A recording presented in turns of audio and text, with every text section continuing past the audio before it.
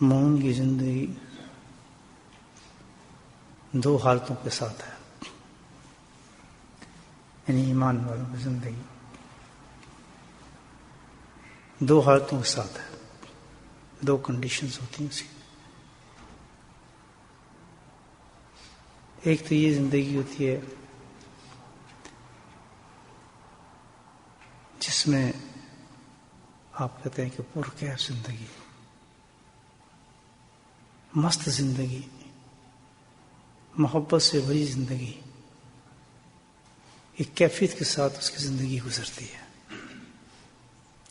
ہر چیز سے بے فکر رہتا ہے، لیکن اس کے اندر ایک ایسی حب اور محبت بھری ہوتی ہے کہ عجیب قسم کی زندگی گزارتا ہے وہ شخص۔ ایک دوسرا شخص اس کی زندگی ایسی ہوتی ہے کہ بے کیف، بد مزہ، مایوسیاں، گھبراہٹ، بے چینیاں ہیں۔ دونوں مسلمان مومن بھی ہیں اور دونوں کی عبادت میں بڑا فرق ہے۔ پہلا جو ہوگا مستی میں ڈوبا ہوگا، محبت میں ڈوبا ہوگا، کیفیت میں ڈوبا ہوگا، لذت میں ڈوبا ہوگا، اس کی ساری عبادتوں میں لذت ہوتی ہے، ایک کیفیت ہوتی ہے، مزہ ہوتا ہے، لطف لیتا ہے۔ سخت سے سخت عبادت جس کو محبوب ہو جاتی ہے اور ایک عجیب کیفیت بن جاتی ہے اس کی زندگی کی جس طرح گزار رہا ہوتا ہے۔ لیکن دوسرا آدمی جو ہے عبادت تو کر رہا ہوتا ہے، بس عبادت کر رہا ہے، فرض اتار رہا ہے،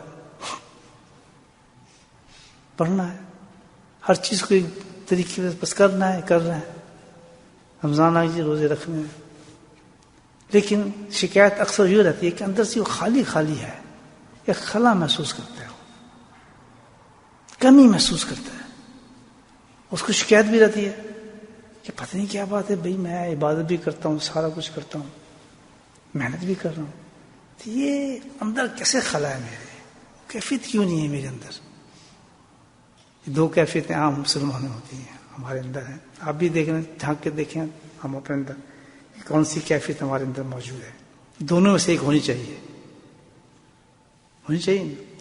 اب سوچنا یہ ہے کہ فرق دونوں میں کیوں ہے؟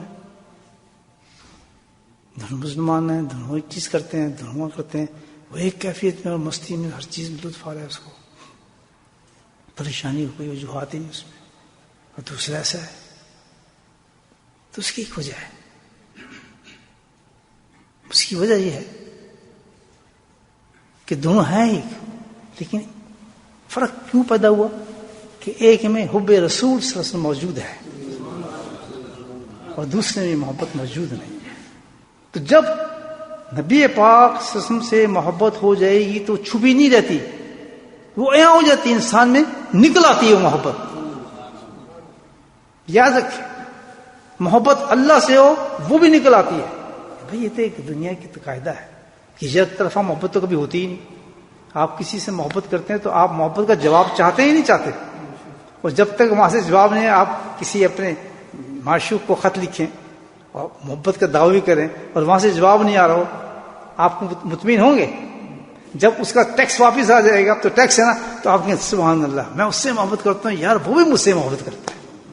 تو اللہ تعالیٰ خود کہے فَاذْكُرُونِی أَذْكُرْكُمْ، کہ جب تو واقعی میرا ذکر کرے گا تو میں بھی تجھے تیرا ذکر کر رہا ہوں۔ سبحان اللہ۔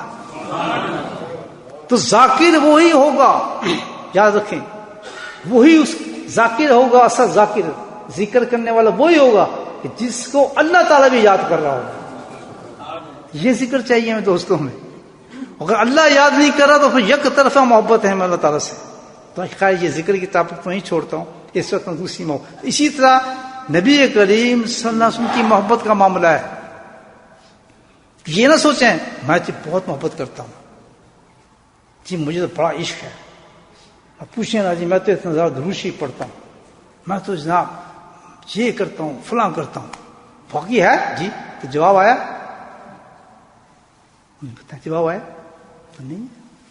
ہو سکتا نہیں کہ اللہ کے رسول صلی اللہ علیہ وسلم سے انسان محبت کرے اور اس کا جواب نہ آئے، امپاسبل۔ ایک بات سے بتاؤں آپ کو، کس نے بتایا یہ؟ اللہ کے نبی نے خود بنایا، کہتے ہیں میں چاہتا ہوں کہ ہر مومن میرا عاشق بن جائے کہ ہمارے درمیان پردہ ہی نہیں رہا ہے. کریں گے؟ ٹھیک ہے، باتیں تو پہنچتی ہیں الحمدللہ، باتیں تو پہنچتی ہیں.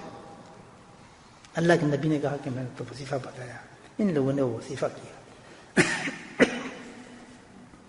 جب یہ وظیفہ کیا محبت پیدا ہوئی، محبت پیدا ہوئی تو میرے درمیان سے پردے ختم. باقی سب آرٹیفیشل محبتیں ہیں، سب دعویٰ بیکار ہے.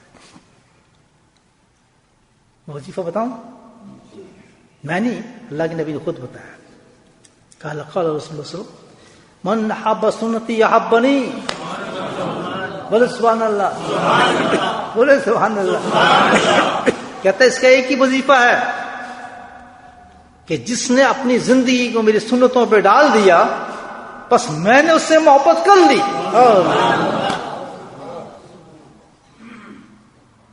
جن لوگوں نے میں چند باتیں بتائی ہیں تو کروڑوں کے حساب سے اللہ کے ولی ہیں، انہوں نے محبت اس طریقے سے کی تھی. اللہ کے نبی کے اس پیغام کو سینے سے لگا دیا، کیونکہ سچی عاشق بننا چاہتے تھے، وہ سچی محبت چاہتے تھے.